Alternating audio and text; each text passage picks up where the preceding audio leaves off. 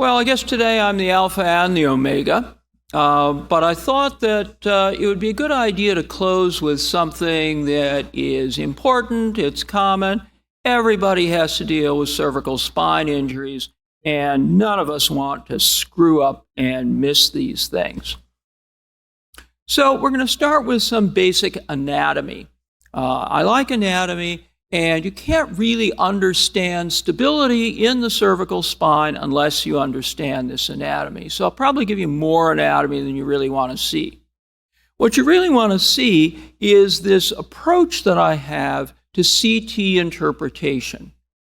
And I'm going to go through step by step by step, so there'll be absolutely no question, at least how I look at a CT scan for trauma.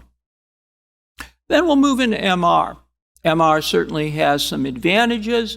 It's not the first imaging technique that anyone recommends, but we'll go through some of those advantages. And this will be a case-based approach. You'll get to see a lot of case material. Okay, let's start right at the top. Let's look at the occiput and the atlas. And let me dumb it down as much as I possibly can. You want to have your head bone connected to your neck bone, right? And so there are essentially 5 ligaments that run in a craniocaudate direction that make that connection. And in green, we've kind of blown up the tectorial membrane. I really like this because you can see it on MR, you can see it on CT, and if you see an intact tectorial membrane, you're in pretty good shape when it comes to looking for an OA subluxation or distraction. Just anterior to the tectorial membrane is the vertical band of the cruciform ligament. And to tell you the truth, you can't separate those two. You can't separate the tectorial membrane from the cruciform ligament on imaging. Next is the apical ligament. Next is the atlanto-occipital ligament. And then one I think we're all familiar with is the anterior longitudinal ligament. So how well can you see these? My trainees like to say, well, I can't see ligaments on CT. And I said, well, that says something more about you than about the anatomy or the CT scanner. This is a pretty crappy CT, isn't it? I mean, look at all the model and stuff like that. This was, pretty average quality CT, and yet you can pick out at least 4 of those ligaments. Remember that the tectorial membrane and cruciform ligament are so close to each other, you just lump them together. But you really need to look for these on CT. How do you see them optimally? Just go to a soft tissue window. You don't have a soft tissue window, just punch whatever button you use for your bone window. And this is what you'll get. And now you know what to look for. Okay, let's look at MR. Once you know the anatomy, it's pretty darn simple, okay? Everybody know that ligaments look black on MR? Sure, you just play black line. And here in orange, I've shown tectorial membrane and cruciform ligament. Apical ligament, be careful about this. I've been actually, educating some of my ED colleagues. They'll start to look at these things and go, I don't see the apical ligament. Well, dude, you can only see it in about 60% of normals. So one of my pet peeves is it's good to know what you know, but it's good to also know what you can't really see. And so that's just not a very reliable marker, is it? Because you can only see it about 60% of the time. But that makes our job easier. Don't worry about it. Let's move more anteriorly. And you can see atlanto-occipital ligament. You can see that in well over 90% of patients. Anterior longitudinal ligament. I couldn't find numbers in the literature, but I think it's fair to say we can see that at least 90% as well. Okay, let's start talking about stability. And we're going to discuss stability at the top and then in the lower cervical spine as well. One of the things you need to do is to measure the interval between the occipital condyle and the atlas, and that should just be 1 to 2 millimeters. We always want to look at that on a CT. The normal ligaments look like black lines on MR, and if you see hyperintensity, it's a little bit tricky, but I think what you should do is to say there's injury to the ligament. because there's no really solid data out there to say, well, this much hyperintensity means that the ligament is 95% stable, has 95% of its tensile strength. We're just not that good. So we'll just say injury. And then, of course, if the ligament is torn, if it's completely discontinuous, you're going to want to report that as well. Okay, let's look at the bony anatomy. C1, as we know, is a ring. And I want to call your attention to just this little nubbin of bone. And that is the attachment for the transverse ligament. And that's going to be important when we start to talk about the stability of the atlantoaxial joint. Here's C2, obviously the dens sticking up like a thumb, and that's going to be the articulation with C1. Once again, well, I can't see ligaments, Dr. Kubal. Well, use the proper imaging technique, okay? Come on, man. You can oftentimes see the transverse ligament on a bone window, and you can see it even more often if you go to that soft tissue window. That's really important because that's the major stabilizer of the articulation of C1 and C2. And I've shown you where to look. You look for that little tubercle, and that's the attachment. There's one on each side, and just connect the line, right? No problem. This is pretty easy stuff. Alar ligaments give me some trouble. What you need are good quality coronal images. We've been fiddling with our protocols for quite some time. I know where the ligament runs. I've got to tell you that I'm not sure I'm seeing them, 90 or 95% of the time. But we're working on it. The alar ligaments, as you can see, extend superiorly and laterally to attach on the occipital condyles along their medial surface. And in this picture, we're also showing you the cruciate ligament. Notice that the more robust band is the horizontal band. That's the same thing as a transverse ligament. The wimpy vertical band is the band that blends in with the tectorial membrane. So what about the stability of the articulation of C1 and C2? Well, the interval that you can measure on CT is 2 to 3 millimeters. You want to have a look at the predental space, because if the predental space is widened, you would worry about the transverse ligament. It may be torn, it may be avulsed, or it may be affected by an inflammatory arthritic process. But good news is, if you do a decent MR, you can see the transverse ligament in well over 90% of normals. I'll show you some normals and some abnormals. Okay, how to look at a CT. I always start with the midline sagittal. And what I start with is the interval between the basion and the dens. And I went to the literature, and it's like 8.5 to 9.5 millimeters. I don't like to measure everything either. So if it looks like it's getting up near a centimeter, then I might measure. But in this case, it is okay. All right, and you know exactly where to look for that. So that's checkpoint 1. Next thing you want to do is look at the predental space. And we know in adults, 2 to 3 millimeters is pretty standard. But let me make you just a little bit better, just like I was trying to do when we were going through the infected neck. You shouldn't have a V sign either. And that means that the surfaces that are opposing each other, the posterior surface of the anterior arch of C1 and the anterior surface of the dens, should be pretty darn parallel. No V sign. I'll show you a V sign a little later on. That's where you look.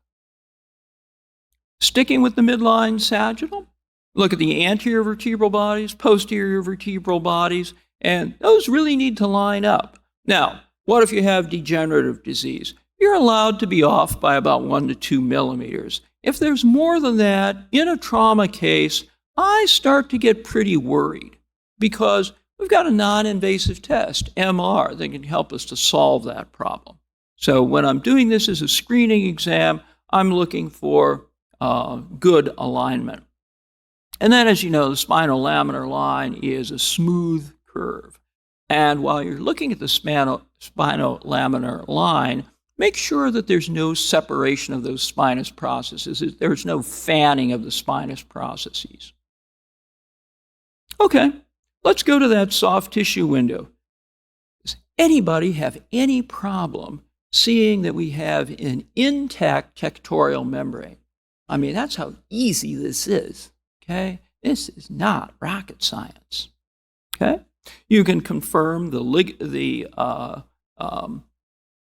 integrity of the tectorial membrane, and while you're at it, this is a pretty good window to look for blood. Now, I can't see blood in the lower cervical spine because people have shoulders, and some of them have really big shoulders that get in the way. But in the upper cervical spine, I think you can see epidural hematomas, and I'll show you an example. Look right there. Then let's go off midline. And of course, what we're going to be looking at here is the congruity between the occipital condyle and the lateral mass of C1. I'm not really an engineer, but it looks kind of like a bearing block to me. You can measure it if you want to, but it's really easy. Just have a look and see if it's congruous and you're in good shape. Okay? The next thing you want to do is look at your facet joints. And you want to make sure that there is normal imbrication. Oh, God, you're using these $10 words. Okay, I know you're a university guy, but what the hell is imbrication? Imbrication is like shingles on a roof, okay? Shingles on a roof work like this, that the upper shingle overlaps the lower shingle, that way the rain runs off, okay? And if your facet joints look like that, you're good. Now, I'm going to show you one little anatomic variant. I like those cute little things. This is the arcuate foramen. Not everybody has one. It has nothing to do with stability, but you need to look there because if you've got a fracture through the arcuate foramen, it transmits the ipsilateral vertebral artery, and you're probably going to want to do a vascular study. Okay, let's go to the coronal. Let's have a look at the distance between the occipital condyle and the lateral mass. We remember that's 1 to 2 millimeters. No problem. This is also a really good time to look at the occipital condyles. What I'm looking for specifically here is going to be occipital condyle fractures, and the one that worries me the most is the avulsion injury, which is a type 3. You're avulsing that alar ligament that I had shown you. Is this truly unstable or stable? I really wrestled with this, and so I went to the literature and I found a surgical article, and they said, okay, when we see this, we stabilize some of the time, and some of the time we don't. And at least in the series that I read, it was about 60% of the time they stabilized, and 40% of the time they didn't do stabilization surgery. So, practical point, why don't you just call it potentially unstable? Nobody likes to tell spine surgeons what to do, That's why I've been able to survive for 74 years, because I don't tell surgeons what to do, and we're both happier for it. Okay, still on our coronal CT, let's look at the distance between C1 and C2. And that should be 2 to 3 millimeters. Pretty easy to measure.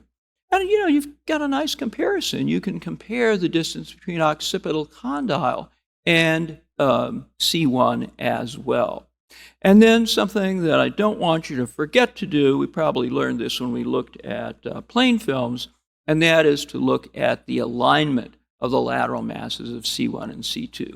And those babies had better really, really line up. Cutting you no slack on that one. They either line up or they don't. And this gives you another opportunity to assess for Den's fracture. I think you're going to be able to pick up Den's fractures on your sagittals, but here they are shown in a coronal position. I think you know this classification. Type 1s are right at the tip of the dens. Type 2 are at the base of the dens. virtually everybody agrees that a type 2 is unstable. People argue about type 3s. Some people think they're stable. Some people think they're unstable. Once again, I don't really want to arm wrestle with some surgeon who's stronger than I am. I will just say, potentially unstable and let them decide. I really think that by this time I've picked up almost all the fractures I'm going to pick up, but there's still some work to be done. We want to evaluate on the axial CT the transverse foramina.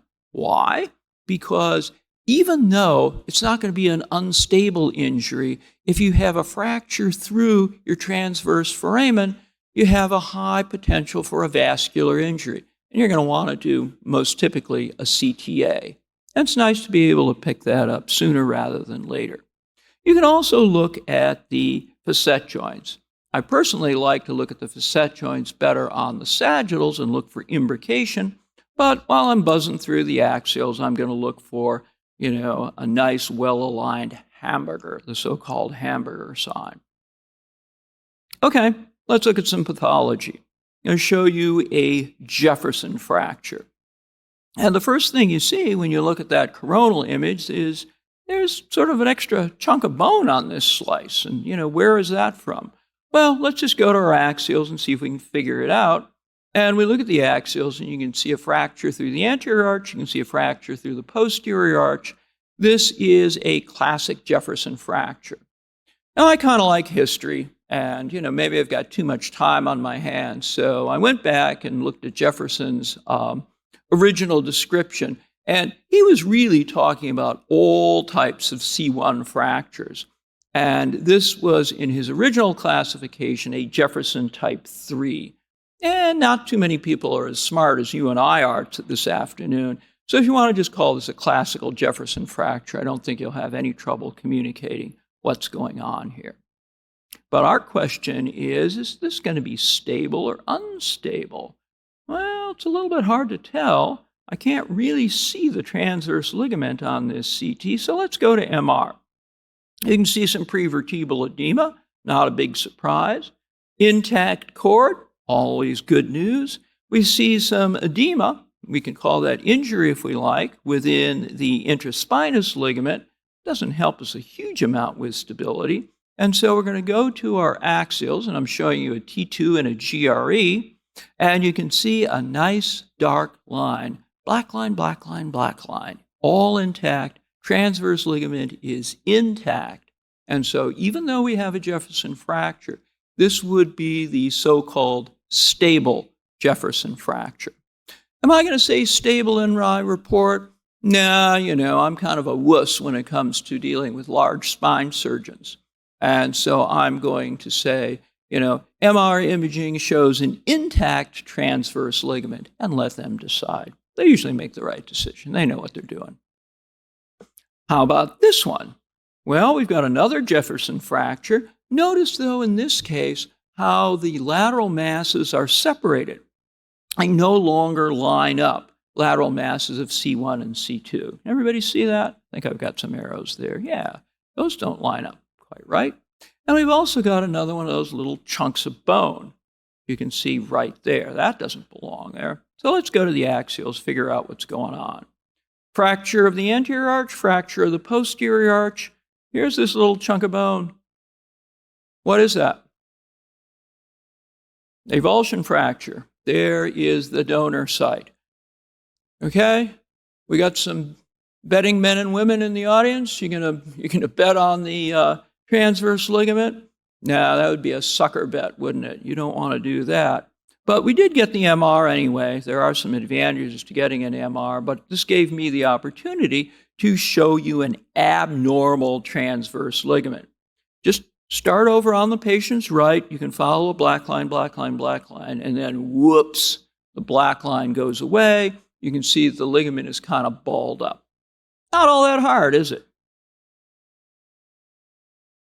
And there it is. Okay, new case.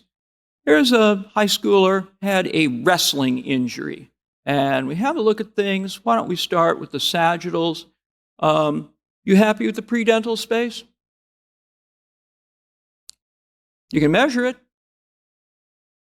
You want to be a silly person with a great ruler, or do you want to make the diagnosis? There's a V sign there, right? Those surfaces are not parallel. Let's look at our axials. And, let's not forget to use a soft tissue window. And you can see that there's an epidural hematoma. See the epidural hematoma on the patient's left? Maybe not the easiest thing to see, but, if you consistently do this, your eye is going to get a lot better. Alrighty, well, there were a couple of findings here, so it seemed very reasonable to go ahead and get the MR. We were interested to see what was happening to the transverse ligament, and we were interested to see what was happening to the cord. And again, you can see that the transverse ligament is disrupted. You see the disruption on the patient's left. You see the epidural hematoma, and you also see a little bit of edema within the intraspinous ligament. There and there. Everybody good with that? Cool. Okay, next patient. Midline tenderness. Well, there's loss of lordosis. I'm not a big fan of loss of lordosis. You ever stick yourself in one of those hard cervical collars? You're going to lose some lordosis, my man. Okay? Those things are pretty unyielding. All right? So, I'll take that into account. I think it's in the template, but I don't really put great stock in it. But, there's midline tenderness, and that seemed to be a very reasonable reason for going ahead and getting the MR. And everybody see the bright signal? The ligaments are intact. We played black line. Cord looks wonderful, but we do have some T2 prolongation back here, and that's in the muscles. So the patient basically has a muscular injury. Give him a hot pack, send him home, get him out of my emergency room. You've cleared the cord, you've cleared him for fracture, you've cleared him for ligamentous injury. Good job. Okay, let's start thinking about stability as we move down the cervical spine. And we're going to go to an old model here. This is the 3-column model. Anterior column is the anterior half of the vertebral body, the anterior disc annulus, and the major stabilizer of the anterior column is the anterior longitudinal ligament. Black line, right? What about the middle column? Well, that's pretty simple. Posterior vertebral body, posterior disc annulus, and the posterior longitudinal ligament. Again, should look like a black line on MR. Posterior column is a little bit more complicated. We got pedicles, we got facet joints, we got laminae.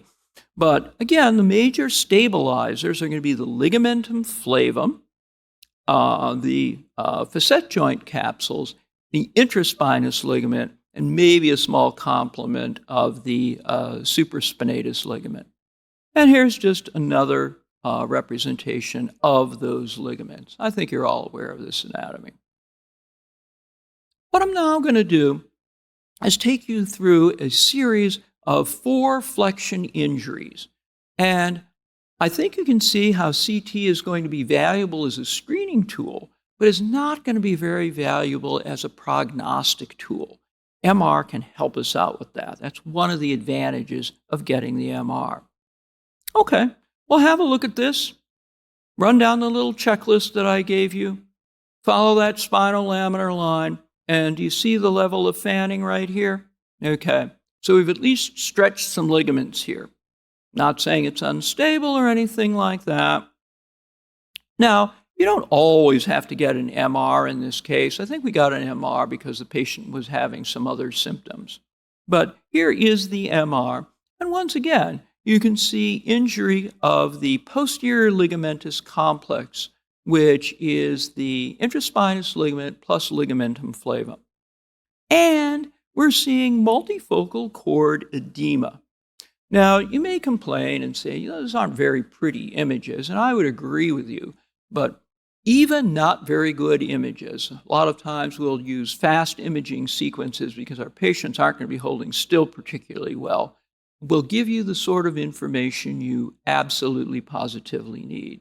So we've got a cord injury in this case. even though that CT didn't look all that ominous, did it?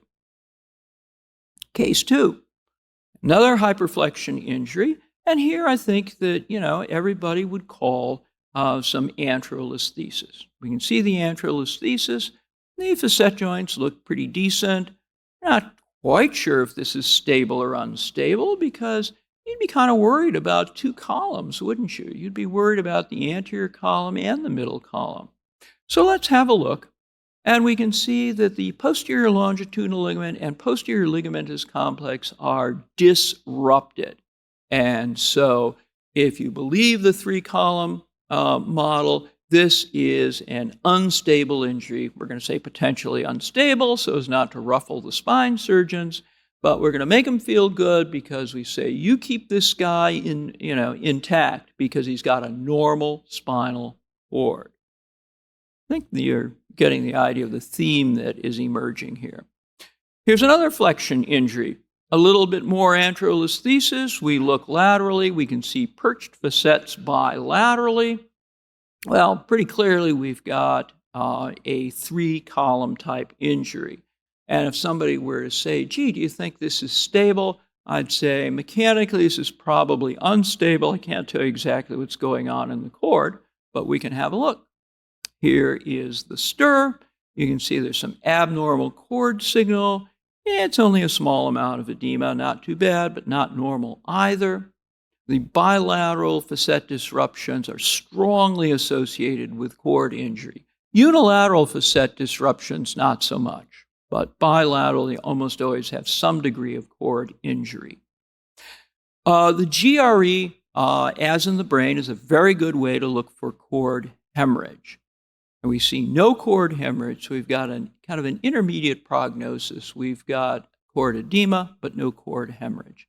And I'll expand on that theme in a few minutes. All right, here's case 4. This is fracture subluxation, right?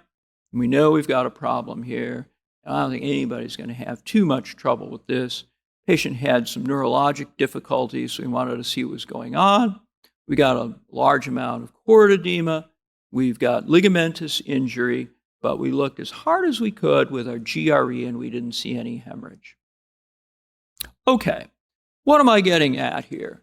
What I'm getting at is that if you look at an injury score grading system, you don't have to know all this, but A is complete sensory and motor deficit, about as bad as you can get, and E is normal. Let's see what happens. If you've got neurologic symptoms, but the cord looks normal, we are over in the column on the far left. Everybody goes to normal. So all you got to do is support these patients. If they've got, potentially unstable injuries, stabilize them. If you're going to stabilize them in a collar and a halo, fuse them, whatever you're going to do what you need to do because they are going to return to neurologic baseline. Okay, what about the 2 middle columns? Well, those are patients who have edema, a little bit of edema or a lot of edema. And notice something, everybody improves who has a little bit of edema. About half the patients who have a lot of edema show significant improvement. And then let's look at the column on the far right. Those are people who have hemorrhage within the cord and almost universally fixed neurologic deficit. That's a very, very strong predictor. And sometimes, of course, it predicts rather bad news. Okay, now we've got some new knowledge we can apply. Trauma CT. Yikes, this is one where you really want to kind of pack up and go home, right? You can see there's some disruption at C4 and C5. Do you feel confident about whether that's acute or chronic? Are there any old films? I can't find any, doc. Sorry. The ED is going, come on, can you make a call? Do we need to get an MR? You go, well, this is a patient who's pretty difficult to scan, but okay, you've ordered the MR. I will do my best. You send the patient to the MR. The techs call you up. I can't fit him in the neck coil. Can I send him back to the ED? Hell no. Scan them in the body coil. I'll read it. Here's what we got from the body coil. Sometimes just that much is good enough. You got to know where to look, and we do. We're going to look anterior longitudinal ligament. You see the ligament is disrupted. Black line is gone. Are we going to stop there? No. Let's push our luck. Let's see if we can see anything on the GRE. Anybody see the blood in the cord on the GRE? Well done. There it is. Not a hell of a lot of blood, but sometimes it doesn't take very much to give you a fixed neurologic deficit. So don't poop out on the difficult to scan patient. You're the doctor who can help this patient. I'm trying to teach you how to help those patients, and so rise to the challenge of the difficult patient. Okay, next case. No obvious fracture, a lot of soft tissue swelling, right? Abnormal neurologic exam, so of course we're going to have a look. Look at the cord. We've got cord swelling and edema, and I could only see this little bit of abnormal GRE signal on the axials. I could not find it on the sagittals, but I'm a pretty brave guy. I called it anyway. With all the swelling and edema, the patient had a multi-level posterior decompression, and this was a follow-up study that we got 6 months later. Everybody see the cystic myelomalacia within the cord? It's exactly where that one drop of blood was, okay? Don't wimp out. Find that one drop of blood, and you're going to help this patient. Sometimes diagnosis is pretty easy, right? I'm not sure you have to go through my checklist on this one. Okay? This is a horrible distraction injury. Okay? Interestingly enough, the vertebral arteries, because they're passing through the transverse foramina, were both injured.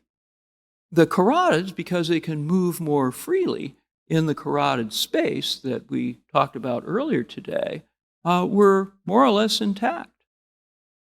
Unfortunately, the cord was not intact. But it is important to do vascular imaging in these cases because if the vessels are all gone, then the patient is not going to survive. But in this case, the brain was being perfused. Okay, rigid spine trauma. This isn't quite as bad as that other nasty case that I showed you. C7 looks a little funky. Is there a fracture there? Well, you know where we're going. We're going to get this study. And what's going on here? Can you pick out what's going on?